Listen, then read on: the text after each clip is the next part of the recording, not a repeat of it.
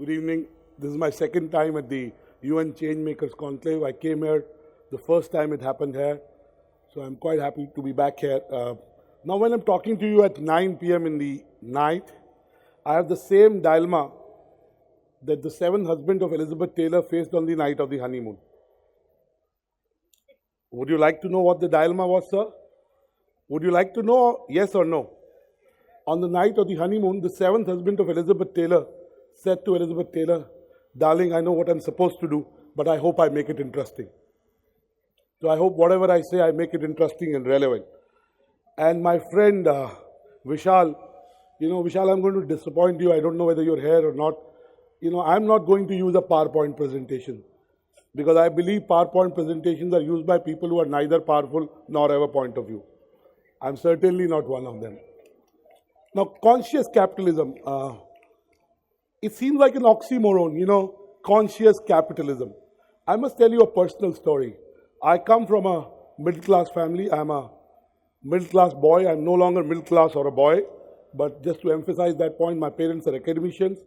And my father always had this belief that if you start a business and you make it big, he studied at BITS Pilani, he chose to be a professor, is that as a business person, there is some shortcut that you're taking. You're shortchanging the society at large. You're not paying your taxes. You're indulging in crony capitalism. You're not doing conscious capitalism. And let me set the context for it. Crony capitalism sounds like an oxymoron. Conscious capitalism sounds like an oxymoron. And conscious and capitalism make like strange bedfellows. If we look at the world today, we are a better place than ever. Just to look at America, America's GDP has gone to 100 times in the last 40 years. It's grown by 100 times. If you look at Japan, Japan's GDP has grown by 35 times. If you look at any developed country, on an average, they've grown between 13 to 15 times. If you even look at Africa, which has a long way to go, it has developed 3 times. If we looked at poverty in 1880, about 89% of the population was under the $1 sustenance income. Today, 88% is out of it. And in the next 35 years, 100% would be out of it. Hopefully, we'll achieve the SDG goals. But this is the rosy picture. In our 1 century of being the way we are in running and creating businesses, we've done a lot of damage. And let me give you a glimpse of that damage. 75% of our forests have disappeared. 30% of our arable land has disappeared. 85% of large mammals have disappeared. 95% of large fish have disappeared. Over the next 30 years, environmentalists and people who understand the environment and ecology have predicted that the rest of the rare species of animals and mammals will disappear. Fuel is becoming even a more scarce commodity, and it's creating a havoc in the economic cycle. Last but not the least, we started about 3 hours back and somebody talked about waste. Today, Mother Earth has more waste and toxic waste to deal with than any time in history. So why are we talking of conscious capitalism? We're talking of conscious capitalism because conscious capitalism marries the Indian virtue of Lakshmi and Saraswati. Saraswati is the goddess of excellence.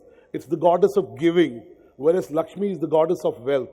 And let me expand on this notion of goddess Lakshmi and goddess Saraswati. Conscious capitalism is about unlocking the human potential while building businesses. Gaurav, who spoke before me, talked about social impact ventures. And I went to a business school 24 years back. I got into that business school because the quality control was bad. I'm from the first batch of that business school. And when we were studying there, we wanted to get jobs. We wanted to be entrepreneurs. But today, the idea of giving back from the young entrepreneurs in this audience is to start a social impact venture.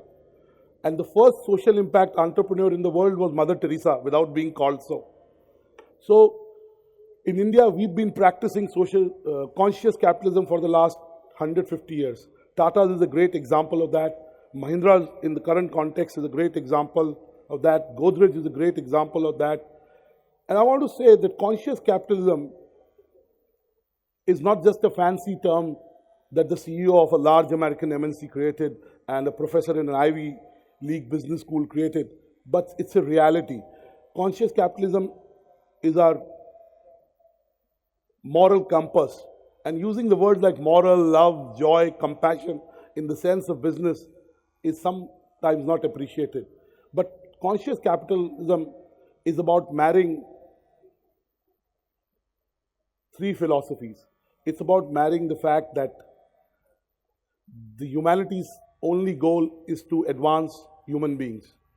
It also rests on the second tenet, which says that our natural resources are finite. And third, that a person's innate ability to get resources from him or herself is infinite. So if you marry these three, you reach to the four pillars of conscious capitalism, which are stakeholder intervention, conscious leadership, conscious management, and conscious culture. And I see lots of entrepreneurs. I met about 20 entrepreneurs before the event started. I can only tell you, how can entrepreneurs do? Because it's about impact, it's about action. There cannot be any impact if there's no action. How can you do conscious capitalism? First, you have to look for a higher purpose. Gaurav talked about it. As organizations, as entrepreneurs, you have to find your higher purpose. Second, you have to evaluate your core values. Third is, in India, and let me talk in context of India, I mean, I'm dramatizing it, but we have servant leadership.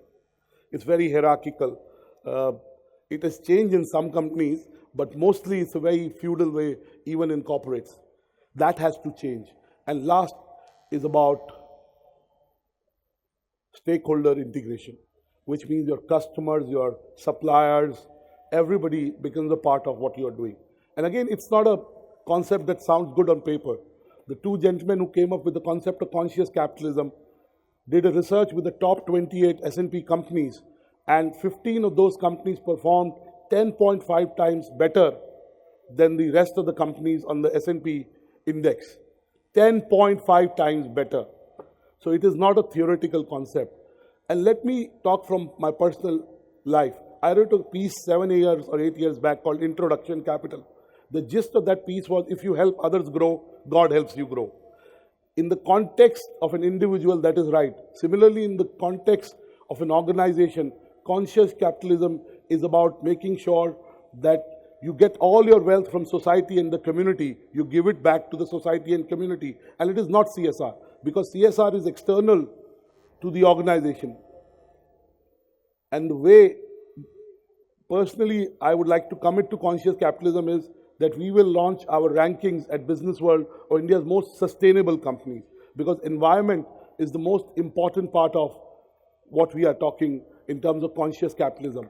So that's one. And second, I want to say that for many, many centuries, Indian companies, Indian leaders, and when Vivek was talking, I was thinking that the reason we are electing the kind of leaders we are electing anywhere in the world, and my visa application is also coming up, so I'll not joke about whoever I normally joke about. We've been talking of conscious capitalism as sampada. I would say capitalism is sampati, selfish wealth, and conscious capitalism is sampada. So I hope that the entrepreneurs in this room, the people who work with entrepreneurs, go back and create what I call shared wealth and sampada, which the Western civilization calls conscious capitalism. It is a way to measure financial wealth. It's a way to measure wealth that we create for society and the impact on environment. I hope today's event will further strengthen UN resolve of reaching SDG goals. And let me say what Elizabeth Taylor said to many of her suitors: I won't keep you long. Thank you. God bless you.